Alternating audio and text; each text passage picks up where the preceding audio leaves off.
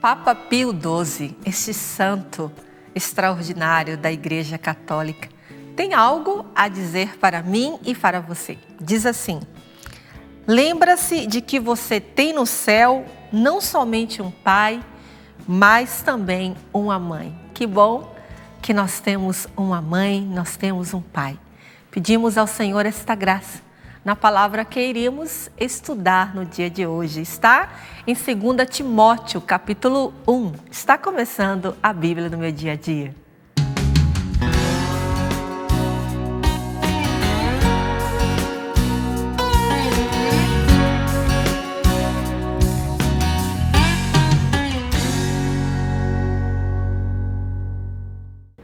Meus queridos amigos, que alegria é podermos parar um momentinho do dia, todos os dias, não é verdade? Precisamos dar importância à palavra de Deus. A palavra de Deus é viva e eficaz.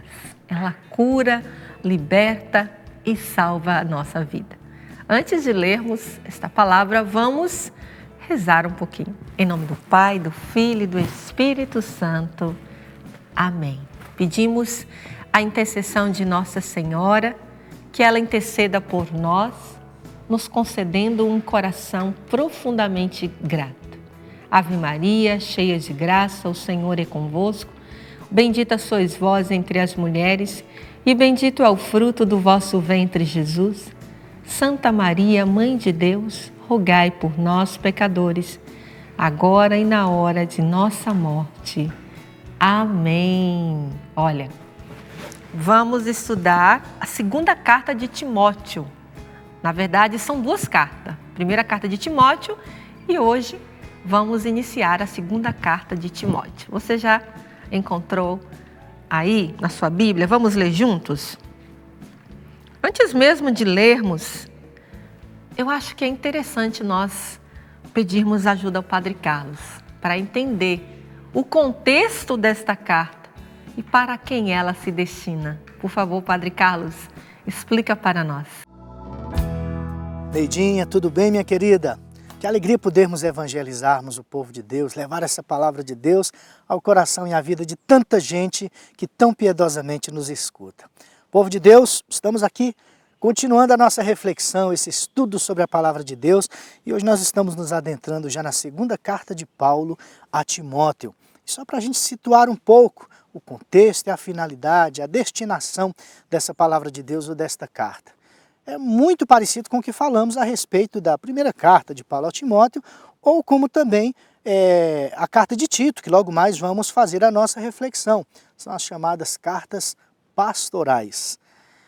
O contexto é o contexto de uma comunidade que se organiza, né? Comunidade que está se estruturando, uma comunidade que já recebeu o querigma, né? Que já recebeu o primeiro anúncio, já sabe quem é a pessoa de Jesus, já experimentou concretamente sua vida a força da palavra de Deus, a ação do Espírito Santo, que agora precisa se organizar. Então essas cartas aqui, particularmente a segunda carta de Paulo a Timóteo, vai tratar muito disso, da conservação da sã doutrina, como também esse apelo e firmeza em relação à palavra de Deus. É assim que a comunidade vai se organizando, é assim que a comunidade vai crescendo e vai se estruturando. E fica esse exemplo para nós também. Nós que já passamos pela experiência da receptividade, né, do assumir o querigma, aquele primeiro anúncio da palavra de Deus, precisamos continuamente, permanentemente, estar nessa organização e, sobretudo, nos mantendo fiéis a essa sã doutrina a qual aprendemos pela pregação do Evangelho. Muito obrigada, Padre Carlos. A sua presença é muito importante para o nosso momento de estudo. Vamos então ler a segunda carta de Timóteo, capítulo 1. Acompanha comigo. Paulo, apóstolo do Cristo Jesus, pela vontade de Deus, segundo a promessa da vida que há no Cristo Jesus. A Timóteo, meu querido filho, graça, misericórdia e paz da parte de Deus, nosso Pai, e do Cristo Jesus, nosso Senhor. Dou graças a Deus, a quem sirvo com a consciência pura, como aprendi de meus pais, quando sem cessar, noite e dia, faço menção de ti em minhas orações. Lembrando-me de tuas lágrimas, sinto grande desejo de rever-te e assim encher-me de alegria. Recordo-me também da fé sincera que há em ti, fé que habitou primeiro em tua avó Lloyd e em tua mãe Eunice, e que certamente habita também em ti. Por isso, quero exortar-te a reavivar o carisma que Deus te concedeu pela imposição de minhas mãos. Olha, está claro, uma ordem. Vamos sublinhar? Você encontrou aí na sua Bíblia? Olha, eu já encontrei aqui, ó, versículo 6. Por isso, quero exortar-te, esse verbo tão importante. Reavivar o carisma, ou seja, o dom de Deus, que recebeu pela imposição de minhas mãos. Pois Deus não nos deu um espírito de covardia, mas de força, de amor e de moderação. Portanto, não te envergonhes de testemunhar a favor de nosso Senhor, nem te envergonhes de mim, seu prisioneiro, mas sustentado pela força de Deus, sofre comigo pelo Evangelho. Aqui nós encontramos outra ordem. Vamos sublinhar, versículo 8. Portanto, não te envergonhe de testemunhar em favor de nosso Senhor Jesus Cristo, nem te envergonhe de mim, seu prisioneiro. Ou seja, precisamos testemunhar Jesus, falar dele, sem ter vergonha. Deus nos salvou e nos chamou com uma vocação santa, não em atenção às nossas obras, mas por causa do seu plano salvífico e da sua graça que nos foi dada no Cristo Jesus, antes de todos os tempos. Aqui eu encontro um princípio eterno. Cai para mim como um princípio eterno e para você. Olha, versículo 9. Deus nos salvou. Isso não é uma verdade?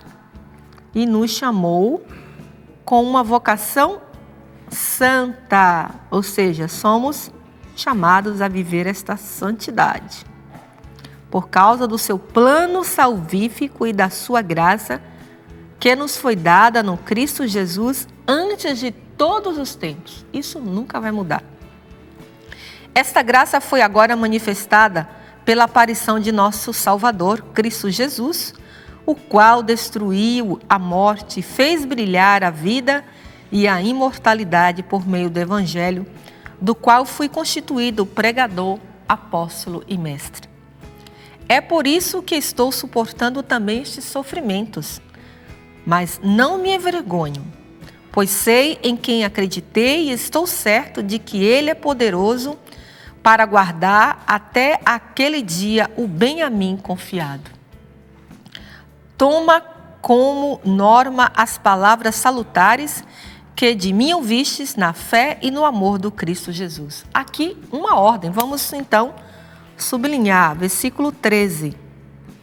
Você sublinha aí e eu sublinho aqui. Guarda o precioso bem a ti confiado com a ajuda do Espírito Santo que habita em nós. Olha, outra ordem, versículo 14. Guarda o precioso bem a ti confiado com a ajuda do Espírito Santo que habita em nós. Com a ajuda do Espírito Santo nós conseguimos tudo. Sabes que me abandonaram todos os da Ásia, entre os quais Figelo e Hermógenes. O Senhor faça misericórdia à família de Onesíforo. Opa! Porque muitas vezes me confortou e não teve vergonha das minhas correntes. Pelo contrário, tendo chegado a Roma, procurou-me diligentemente até me encontrar. O Senhor lhe conceda alcançar misericórdia da parte do Senhor naquele dia. E quanto serviço ele me prestou em Éfeso, tu sabes melhor que ninguém. Esta palavra, com tantas ordens, hoje o Senhor, como sempre, muito claro, nos exortando, nos orientando e, acima de tudo, mostrando para mim e para você a importância de perseverarmos na santidade. A santidade, acima de tudo, é o caminho certo para chegarmos ao céu. Aqui, para mim, este versículo 6 me chamou tanto a atenção.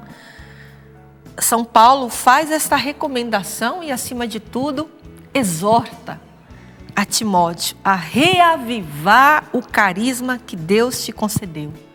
Senhor, eu quero, com a força do Teu Espírito Santo, pedir esta graça hoje. Reaviva em mim, Espírito Santo, este dom, este carisma. Faça também o seu momento de oração. Aproveite esta palavra tão rica, tão cheia de orientações. E hoje nós não podemos perder esta oportunidade. Olha, eu já quero começar a escrever aqui essas ordens. E você também aí continua escrevendo, rezando com a palavra de Deus.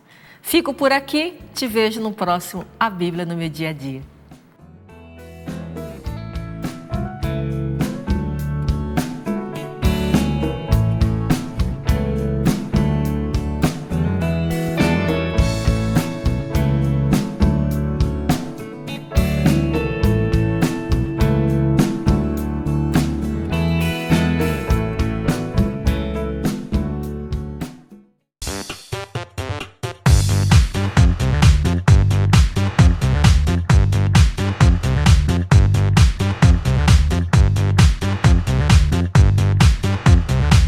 CançãoNovaPlay.com. Assine já!